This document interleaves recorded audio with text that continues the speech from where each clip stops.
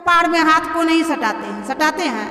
कुछ रहस्य है, कुछ राज है, कुछ गुप्त राज है, कुछ गुप्त बात है, तब तो हाथ जोड़ते हैं और सीधे यहाँ पर छुआते हैं। यहाँ पर परमात्मा विराजमान है, उन्हीं को हम लोग नमन करते हैं। इसलिए बुलंद आवाज में बोले, बोलिए प्रेम से श्री सद्गुरु महाराज की जय, श्री सद्गुरु महाराज की जय, श्री सद्गुरु महाराज की जय। सतगुरु दाता, सतगुरु दाता, सतगुरु दाता, सतगुरु दाता। अरज सुनो हे मेरे प्रीतम, तात पिता ही सतगुरु दाता। अरज सुनो हे मेरे प्रीतम, तात पिता ही सतगुरु दाता। हारे आहु मन ते गुरु अब अटेरे के तुमको कहूँ, हे दीन बंधु दयाल सतगुरु, जतन से करूं पद गहूँ। प्रकाश मंडल अपद तुम्हारी, मैं पड़ा तुम कूप में। त्राहि त्राहि पुकार करूं गुरु, ले चलो दिव्य रूप में। त्राहि त्राहि पुकार करूं गुरु, ले चलो दिव्य रूप में। परम पूज्य सद्गुरुदेव के जुगल पावन चरणों में अनंतवार नमन। पूज्य मंचासे ने बाबा और हमारे जो कलकत्ता से भाई साहब आए हुए हैं, हमारे साथ मेरे जमाई बाबू हैं। यहाँ जितने भी ग्रामीण वयोवृद्ध माताएं, बहन, भाई, बंधु, बालक और बालिकाएं आए हुए हैं, सबों को मैं नमन करती हूँ। धन्य है आप लोग जो यह सत्संग आयोजन में आप लोग आए हुए हैं। धन्य घड़ी सोई जब सत्संगा, धन्य जन्म द्विज भगति अभंगा। वही घड़ी धन्य है, हम लोगों के साथ उतना ही घड़ी धन्य है, उतना ही समय का लेखा जोखा होगा परमात्मा के दरबार में। और जो है जितना देर के हम सत्संग में बैठे रहेंगे और अभ्यास में समय देंगे, इतना ही समय का मूल्य है परमात्मा के दरबार में। और बाकी का जो समय है उसका गिनती नहीं होगा परमात्मा के दरबार में। इसलिए हम लोग जो है अपने वादा को पूरा करने के लिए, जो कौल करार था मेरा जन्म के पहले जो हम कौल करार किए हैं, उस कौल करार को पूरा करने के लिए यहाँ हर वर्ष जो है छठ पर्व के अवसर पर ध्यानाभ्यास का कार्यक्रम आज कई वर्षों से हो रहा है। और ध्यानाभ्यास ये कितने बड़े महत्वपूर्ण यज्ञ है। हमारे पूज्य गुरुदेव महर्षि संतसेवी जी महाराज के प्रवचन में हम पढ़े थे, जिस तरह से सूर्य का उदय होने से अंधकार नष्ट हो जाता है, उसी तरह जन्म जन्मांतर के अगर मेरे ऊपर पाप है तो वह ध्यान योग से नष्ट हो जाता है। अभी मेरे भाई साहब जो कलकत्ता से आए हुए हम सुन रहे थे, कह रहे थे यदि शैल समम पापम विस्तीर्णम बहुयोजनम भिद्यते ध्यान योगेन नान्यो भेदः कदाचन। उस यज्ञ में हम लोगों का पदार्पण हुआ है और हम लोग शामिल हैं, और इसमें जो करवा रहे हैं वे बहुत बड़े पुण्य के भागी हैं। और हम ये भी सुने हैं संत मुनि महात्माओं के मुखारबिंद से, जो एक सत्संगी आते हैं, जो पड़ोसी को अगल बगल परिवार को लेकर के साथ में आते हैं, उनके ऊपर परमात्मा बहुत प्रसन्न होते हैं। अपने भी आते हैं और अपने पड़ोसियों को, अपने परिवार स्वजन परिजन को साथ में लेकर जो सत्संग में आते हैं, उनके ऊपर परमात्मा बहुत खुश होता है। जिस तरह से हम लोग अभी जो है ये इस त्योहार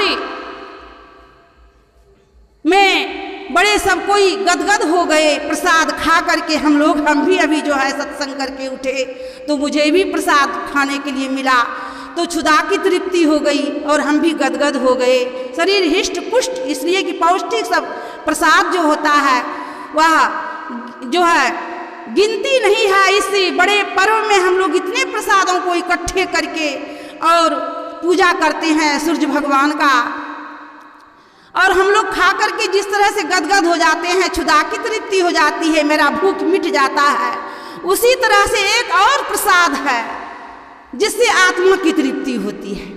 और वे प्रसाद कैसे हैं और कौन सा प्रसाद है, उस प्रसाद के विषय में हमारे पूज्य महर्षि मही परमहंस जी महाराज ने सुंदरदास जी की वाणी जो है सत्संग योग में दे दिए हैं। हमको स्मरण आ गया कि इस प्रसाद को खाकर जिस तरह से हम अभी गदगद हो गए हैं, तो मेरा भी वह जो है आत्मा जो कि परमात्मा से बिछुड़ गया है। यह सत्संग क्यों हो रहा है जानते हैं? ऋषि मुनि महात्माओं का पदार्पण क्यों होता है, हमारे बीच आते रहते हैं, हम लोगों को उपदेश करते रहते हैं। जिस तरह से यह जीवात्मा परमात्मा का अंश है, ये अलग हो गया है, ये जो है बिछुड़ गया है, इसलिए ये दुखी है, बेचैन है, अशांत है। उस परमात्मा से जब तक ईश्वर अंश जीव अविनाशी चेतन अमल सहज सुखराशि, उसी तरह से यह परमात्मा का अंश जीवात्मा है, उनसे जब तक हम लोग नहीं मिलेंगे तब तक हम लोगों को पूरा पूरा आनंद नहीं होगा और दुखों का अंत नहीं होगा। इसलिए उसी तरह से यह जो हम लोग सत्संग क्यों करते हैं जानते हैं? इस धराधाम पर हमारे बड़े बड़े ऋषि मुनि महात्मा आए हैं, और जो है जब से पृथ्वी की सृष्टि हुई है तब से यह सत्संग क्रमबद्ध से चलते आ रहा है। यहाँ तक कि हमारे भगवान शंकर भी सत्संग करते थे, कोई नहीं मिलता था तो माँ पार्वती को लेकर के जंगल चले जाते थे और वहीं पर उनको सत्संग सुनाते थे।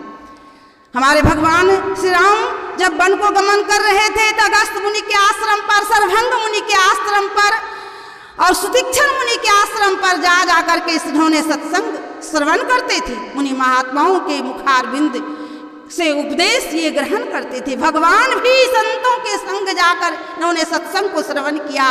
उसी सत्संग का अंश है यह सत्संग जो हम लोग अभी कर रहे हैं, नहीं तो नहीं करते हम लोग।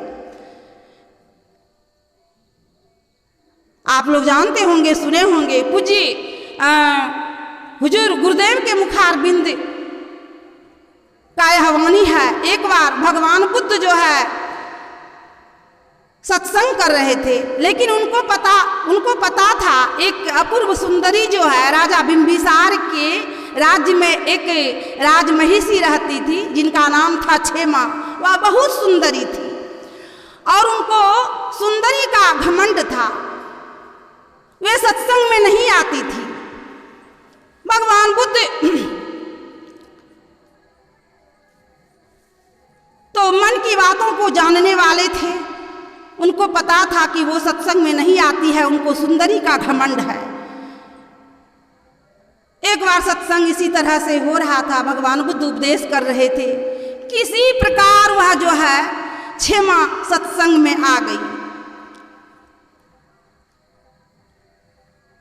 और कुछ देर के बाद वह क्या देखती है, एक निर्णय से सुंदरी जो है भगवान बुद्ध जो है अपने योग बल से उनको तैयार कर दिए। सुंदरी का उनसे भी विशेष सुंदरी को तैयार योग बल से, रिद्धि सिद्धि के बल से, और पीछे में खड़ी होकर के वह सुंदरी जो है भगवान बुद्ध को पंखा झेल रही है। उसके ऊपर यह क्षेमा का चर्मचक्षु गया। यह एक ही टक से उनको देखते ही रही। उनके पास इतना लावण्य था, वह इतनी सुंदरी थी कि वह एक टक से देखती रही और देखते ही देखते क्या देखने लग गई कि वह पंखा झेलते झेलते जो है वह वृद्ध हो गई। भगवान ने बुद्ध को पंखा झेल रही है और झेलते झेलते वृद्ध हो गई। और क्या देख रही है कि वह चमड़ी जो है घुमच गया, शरीर का चमड़ी, और सारे दांत उनके झड़ गए। इसके बाद जो है वह आंखें उनका धस गया, आंखें भी धस गई, उनका आंख धस गया और सारे शरीर पर फफोला हो गया और सुंदरी वह गिर गई। इतना देखना था क्षेमा को कि वैराग हो गया। धर्म ते विरति योग ते ज्ञाना, अज्ञान मोक्ष प्रद वेद वखाना। धर्म ऐसा हो कि हम लोगों को झट से वैराग्य हो जाए। धर्म हम लोग ऐसा करें, ऐसा पकड़े, इस तरह से पकड़े जकड़ करके कि हम लोगों को तुरंत वैराग्य हो जाए। वैराग्य हो गया। यह देखने का देर था क्षेमा को कि वैराग्य हो गया। वह सोचने लग गई कि इसी तरह से मेरे साथ भी होगा, मैं भी इसी तरह से हो जाऊंगी। मैं जो सुंदरी हूँ या मेरा यह सुंदरता नहीं रहेगा। उसका घमंड चूर चूर हो गया और उनको वैराग्य हो गया और वह बन गई भिक्षुनी, बन गई वह क्षेमा भिक्षुनी बन करके और बौद्ध मत का प्रचार प्रसार करने लग गई। भगवान बुद्ध की अनन्य शिष्या बन गई। देखिए, हम लोगों को पता है जब वारी आया कि भगवान श्री रामचंद्र जी को राजा बनाया जाएगा, राष्ट्रीय किया जाएगा, तो पता चला कैकेयी माता को, तो वह वरदान की बात को याद दिलाने लग गई कैकेयी माता कि आपने जो हमें मुझको 2 वरदान दिए हैं, अभी तक आप रखे हैं, हमको कब दीजिएगा। तो कैकेयी माता राजा दशरथ जी महाराज से क्या कहते हैं, तनुति अधम धन धरनी, असत्य संग कहा अत्रिन समवरनी। हे राजा, सच्चे पुरुष के लिए शरीर, स्त्री, बेटा, धर, धन ये तृण के तुल्य है और आप यह हिचकिचा रहे हैं। आप कोई वरदान देने में संकोच हो रहा है। अब तक आपने वरदान दो वरदान मेरे लिए धरोहर रखा है, अब तक ना आप नहीं दिए हैं। राजा दशरथ जी महाराज ने कहा कि तुम क्यों नहीं ले लेती हो 2 वरदान। तो वह उन्होंने कैकेयी माता मांगती है कि भरत राजा बने और भगवान राम को वनवास हो। इन पर थोड़ा सा जब देखा कि इनको संकोच हो रहा है, तो कैकेयी माता ने इस पंक्ति को याद दिलाते हुए कहा कि आप यह सांसारिक वस्तु के लिए आप पीछे क्यों हट रहे हैं। हम लोगों का भी वही दशा है। वनवास जब हो गया भगवान श्री रामचंद्र जी का, तो प्रथम दिन ये तमसा नदी के किनारे निवास किए। जब निषाद जग करके पहरेदारी करने लग गए राम लक्ष्मण सीता जी का, जब सीता मैया को पत्ते की सैया पर सोते हुए देखते हैं, तो निषाद जी लक्ष्मण जी से कहा कि कैकेयी माता ने अच्छा नहीं किया। तो निषाद जी कहते हैं लक्ष्मण जी से, कैकेयी माता ने अच्छा नहीं किया। तो लक्ष्मण जी ने क्या कहा, बोले लखन मधुर मृदु वाणी, अज्ञान विराग भगति रस सानी।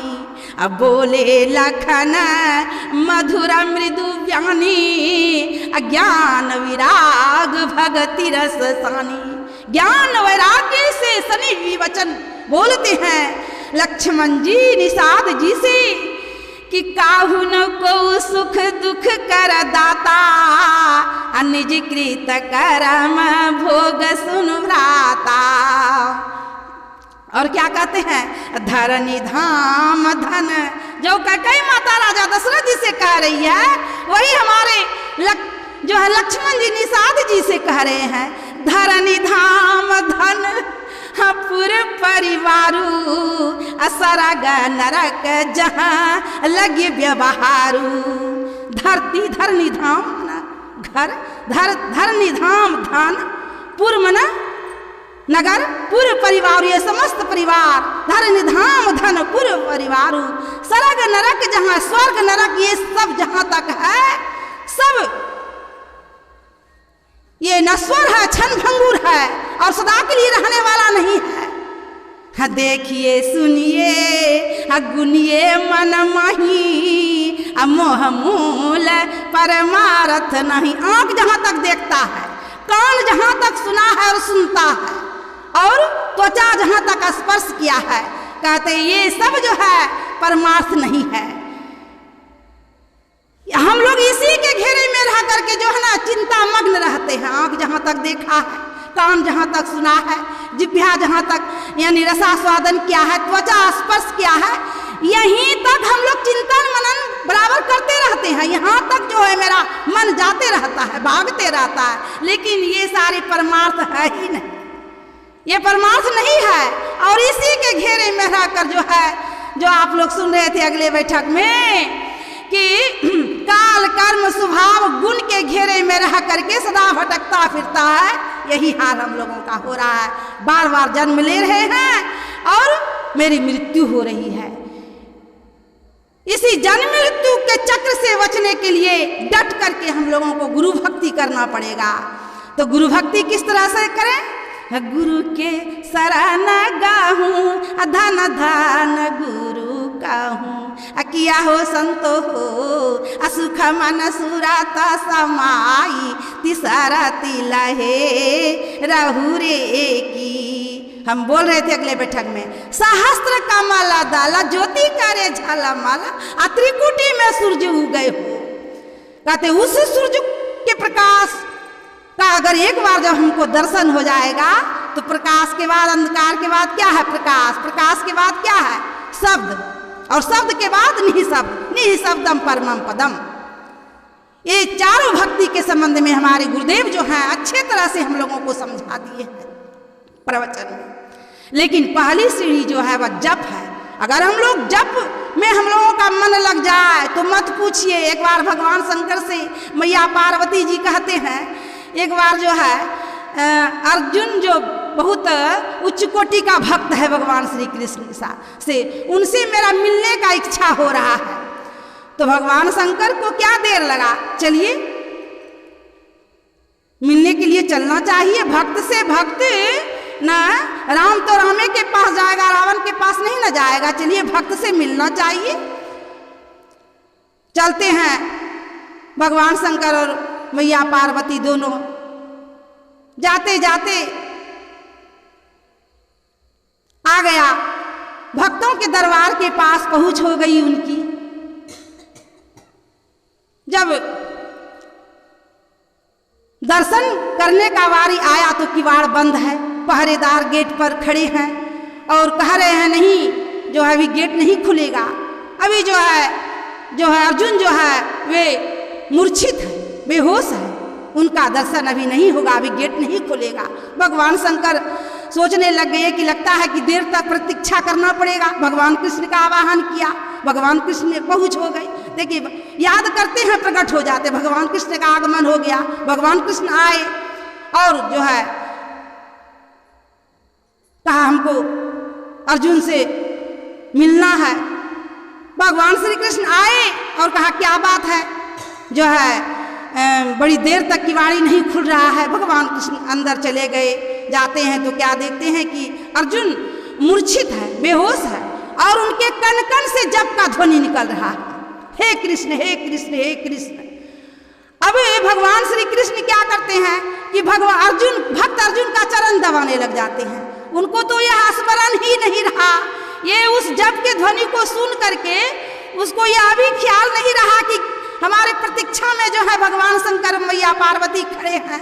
और वहाँ पर जो है सत्य भामा और भगवान श्री कृष्ण दोनों जो है चरण दबाने लग गए भगवान श्री कृष्ण का। अब भगवान कृष्ण शंकर भगवान सोचते हैं कि भगवान कृष्ण गए, अब तक जो है अभी जो है आए हुए नहीं है और क्या बात है, कितना देर हो गए। अब ब्रह्मा जी को आवाहन किया, ब्रह्मा जी भी आ गए। अरे भगवान कृष्ण गए हैं तो अब तक नहीं लौटे हैं, क्या बात है। ब्रह्मा जी जब वहां गए वहां देखते हैं कि अर्जुन मूर्छित है, भगवान श्री कृष्ण चरण दबा रहे हैं भक्तों का। अब ब्रह्मा जी जो है वेद पढ़ने लग गए। उनको यह भी ख्याल नहीं रहा कि बाहर में भगवान शंकर और मैया पार्वती खड़े हैं दर्शन के लिए, यह भी वे वेद पढ़ने लग गए। अब भगवान श्री कृष्ण गए तो अब तक नहीं आए हैं। और ब्रह्मा जी गए हैं तो अब तक नहीं आए हैं। अब उन्होंने नारद जी का आवाहन किया, नारद जी का पदार्पण हो गया। नारद जी अरे अब तक नहीं आए हैं, क्या बात है? अंदर जाते हैं, खोलिए। अंदर जैसे ही गया तो देखते हैं कि भगवान का भक्त जो है, कितने उच्च कोटि का भक्त है, अर्जुन मूर्छित है, भगवान श्री कृष्ण चरण दबा रहे हैं और ब्रह्मा जी वेद पढ़ रहे हैं और जो है नारद जी बीना बजा बजा कर नाचने लग गए। अब वे भी गुप्त हो गए। अब जो है इनको रहा नहीं गया, ये भी जो है अब सब कोई गए हैं, क्या बात है, कोई वापस नहीं लौट रहा है। भगवान शंकर जब गए इस दृश्य को देख कर ये भी डमरू बजा बजा कर नाचने लग गए। देखिए, भगत के बस में है भगवान, भगत के बस में है भगवान। भक्त बिना ये कुछ भी नहीं है, भक्त बिना ये कुछ भी नहीं है, भक्त है इसका प्राण। भगत के बस में है भगवान, भगत के बस में है भगवान। ये जो है एक बार हमारे परम पूज्य हमारे संत सदगुरु महर्षि परमहंस जी महाराज, एक ही जगह संकीर्तन भी हो रहा था और संतों का समागम भी हो रहा था। तो सत्संग होते होते आंधी तूफान आ गया, आंधी तूफान। तब तक में जो है सबके सब भाग गए। तो हमारे पूज्य संत सदगुरु महर्षि परमहंस जी महाराज जो है रामायणाचार्य आए हुए थे, उन्हीं से वार्तालाप होते होते और जो है पूज्य संत सदगुरु महर्षि परमहंस जी महाराज जो है जप की विशेषता को उनको जो है सुनाने लग गए कि जप में कितनी बड़ी शक्ति है। जप हम लोगों को जो जप बतलाया गया है, जाप मरे अजपा मरे आपहू भी मरी जाए, कहे कबीर वही साधुआ आवागमन मिटाए। ऐसा जप हो, ऐसा जप हो कि जप करते करते हम पहले जप को पकड़ते हैं, जप को पकड़ते हैं, लेकिन बाद में जो है जप ही हमको पकड़ लेता है, हमको जप ही पकड़ लेता है, जप हमको नहीं छोड़ेगा। ऐसा जप हो, जब ऐसा जप हो जाता है तो मानस ध्यान जो है कहते हैं गुरु मूर्ति हृदय वसाए, जो इच्छा सोई फल पाए। नानक साहब की वाणी है, कहते जप में जो परिपक्व हो जाता है उनका मानस ध्यान जो है माने मानस ध्यान बन जाता है। मानस ध्यान हम लोगों को पता है एकलव्य के विषय में। एकलव्य जब गया द्रोणाचार्य के पास कि हमको धनुष विद्या सिखलाइए, तो कहा कि नहीं, हम शूद्र को नहीं सिखलाते हैं। उन्होंने क्या किया, द्रोणाचार्य के मनोमय रूप को धारण कर लिया, मन में धारण कर लिया और चले गए जंगल, ध्यान करने लग गए। उन्होंने ध्यान किनका किया, मन में धारण किनको किया? तो जितना परिपक्व था धनुष विद्या में द्रोणाचार्य जी, इससे भी विशेष परिपक्व हो गए एकलव्य धनुष विद्या में। अब देखिए, उनको धनुष विद्या नहीं सिखाया, लेकिन एकलव्य जो है अर्जुन से भी आगे धनुष विद्या में हो गया। मनोमय रूप में इतनी बड़ी शक्ति है, जो हम इच्छा करेंगे वह मेरा पूरा हो जाएगा। हम आप लोगों को भी कह रहे थे, हमारे बाबा आप लोगों को सुना रहे थे, वनवास काल में जब वाल्मीकि मुनि के आश्रम पर गए भगवान श्री राम, तो उन्होंने कहा हमको रहने का जगह बताइए, मैं कहाँ रहूं?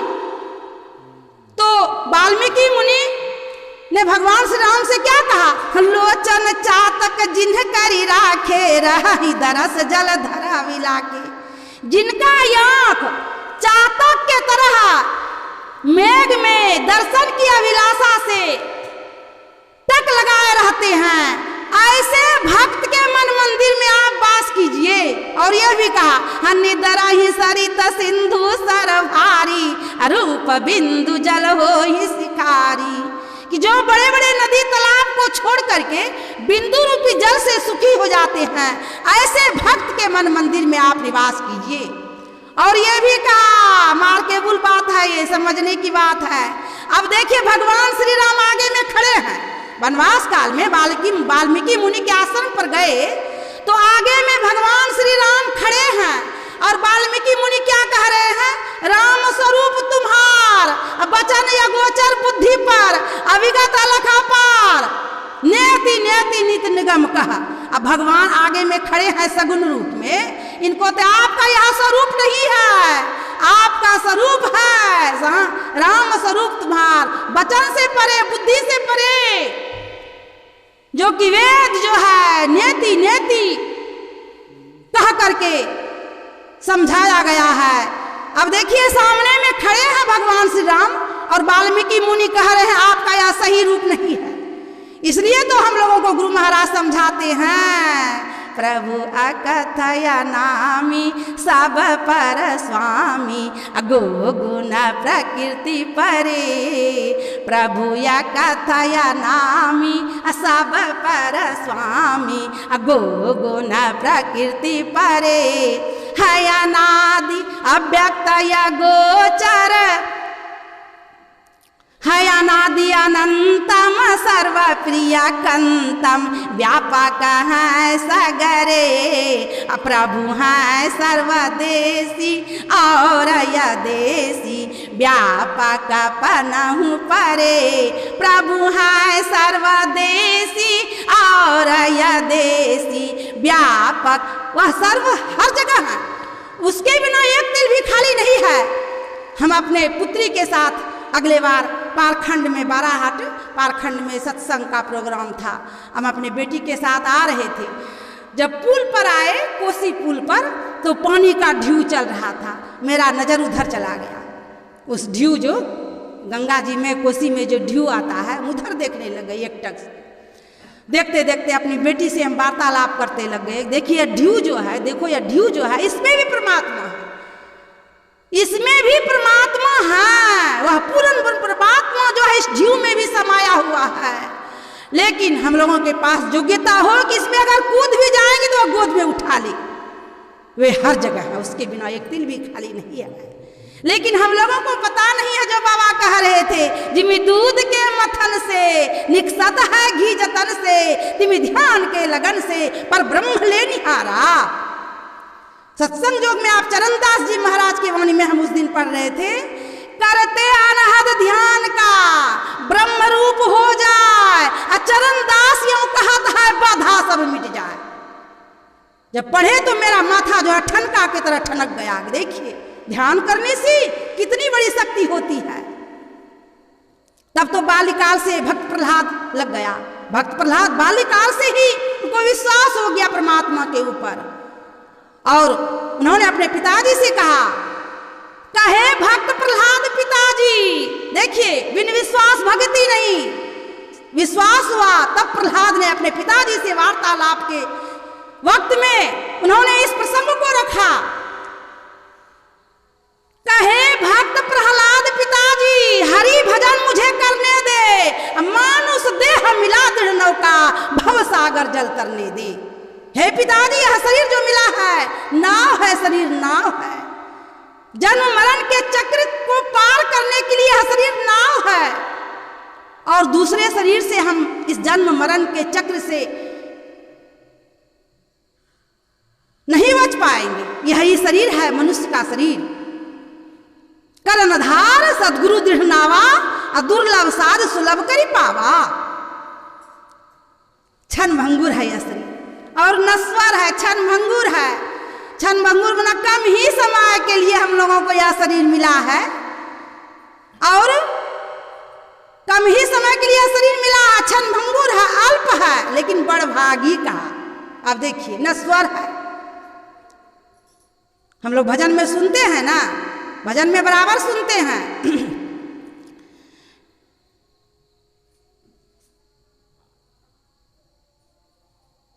हानि के हुरा को खामा मारत, हुकारी मारी जय बेरी। हानि के कल्ला कल्ला ना, हान दस करके हुरा हमको जमराज देगा। अरे बेवकूफ कहीं का, तुमको जो 70-80 वर्ष 100 वर्ष का श्वास दे करके भेजे, अवधि दे करके भेजे, तुमने क्या किया, काम किया? खाली बेटा के लिए जमा किया, पत्नी के लिए जमा किया, क्या किया? हमको हिसाब दो। हानि के हुरा हको खामा मार तो हुकारी हुकारी मारी जय बेरे कहे कबीरा सुनो भाई साधु संत सेवा कबा कर बेरे। जब शरीर रोगग्रस्त हो जाएगा और हम जो है चलने फिरने से वो समर्थ हो जाएंगे तो सब चीज़ तो मेरा छूट जाएगा, बेटा बेटी पत्नी घर वार, और जो है घर से टूटा हुआ घर जो है उसमें खटिया ले जा करके रख देगा, इसलिए कि मल मूत्र विसर्जन करेंगे, अच्छे अच्छे मकान को बनाएंगे, लेकिन उस वक्त में अच्छे मकान से हमको बाहर निकाल दिया जाएगा।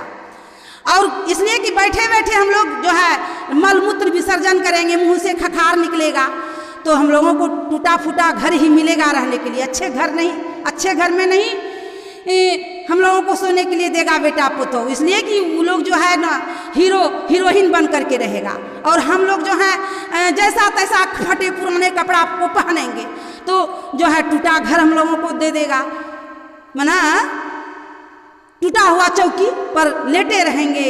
और उस वक्त में जानते हैं क्या चीज, कौन सा चीज मेरे लिए मूल्यवान बनेगा? जीवन भर तो हम पत्नी को, बेटा को, धन को, घर को समझे मूल्यवान, लेकिन उस वक्त में हम लोग किस चीज को मूल्यवान समझेंगे, किस चीज को महत्व देंगे? और कौन ऐसा चीज है उस वक्त में मेरे साथ रहेगा?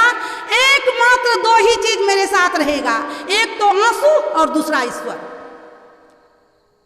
आंखों से आंसू गिरेगा और ईश्वर को याद करेंगे, उस वक्त में ये दो ही चीज मेरे साथ रहेगा और इसके अलावा कोई कुछ नहीं रहेगा। ये हम अपने मन से कह रहे हैं, अपने मन से हम कह रहे हैं, कहीं पढ़े नहीं है। अगर आप लोगों को विश्वास होगा तो सुनिएगा, नहीं तो छोड़ दीजिएगा। यही दो चीज मेरे साथ रहेगा और तीसरा कुछ नहीं।